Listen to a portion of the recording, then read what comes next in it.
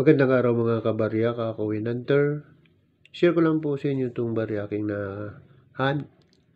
Ito po ay NGC 5 piso lunagunal.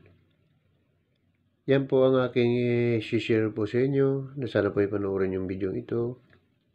At huwag pong kalimutan mag-subscribe sa aking channel. So kung kayo nakapag-subscribe na mga kabarya, Kakawin Hunter, umpisa ko na po ang pagtalakay sa baryang ito. Ito po yung aking nahunt na 5 piso lunagunal. Year 2019, 5 piso. Publika ng Pilipinas. Andres Bonifacio. Lunagunal po siya yan. Lunagunal ship. Yan. May mga ukas ayan. So kahit ang yung sa rim niya iba yung rim. Kaysa sa bilog Meron din isa nito na year 2019 pero yung bilog naman po. Ito po yung baryang nahan ko Monday.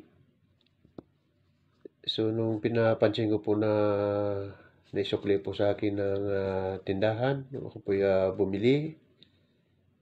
So ito po napansin ko kagad, sabi ko may error po ang coins nito.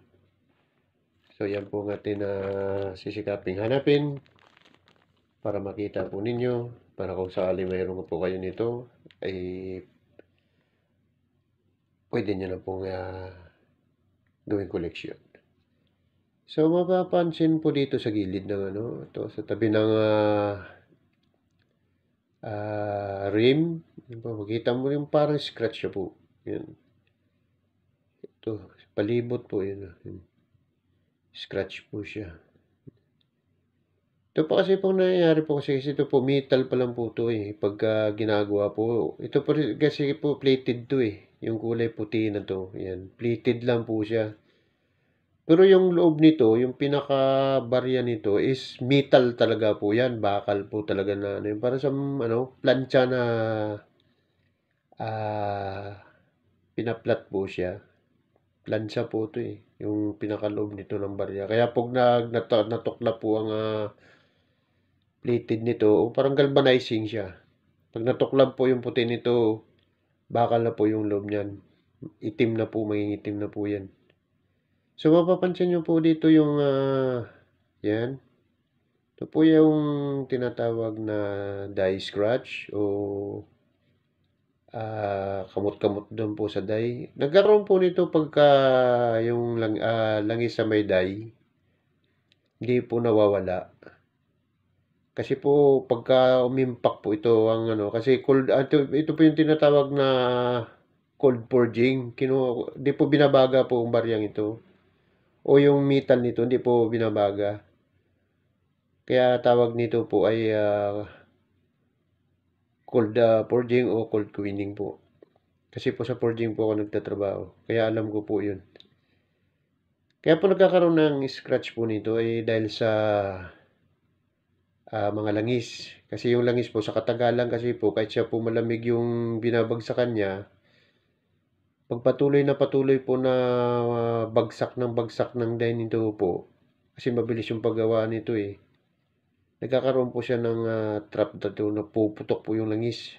Kaya nagkagaganyan yan. Kaya nagkakaroon ng scratch yung dye o kuha doon sa dye. Kaya dito sa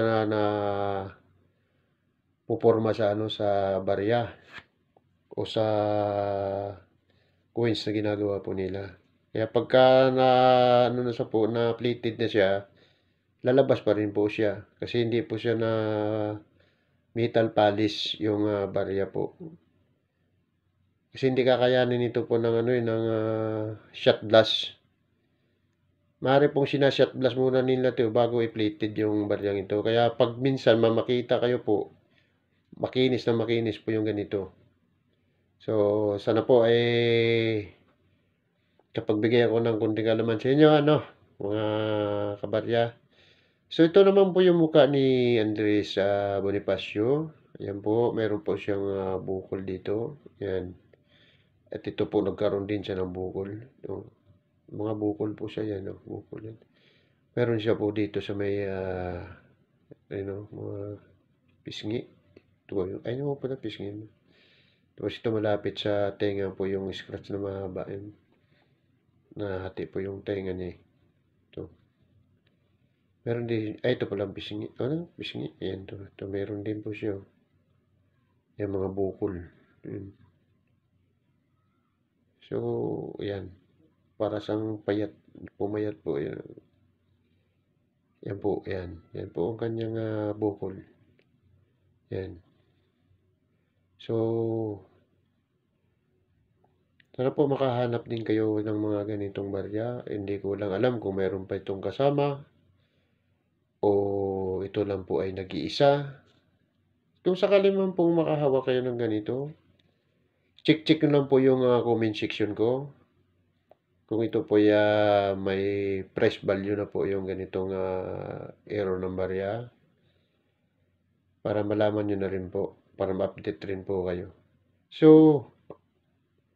hanggang dito na lang muna po ang pagtalakay ko sa baryang ito. At sana po mapanood yung video ito pang makapagbigay dagdag alaman po sa inyo paghahanap ng barya.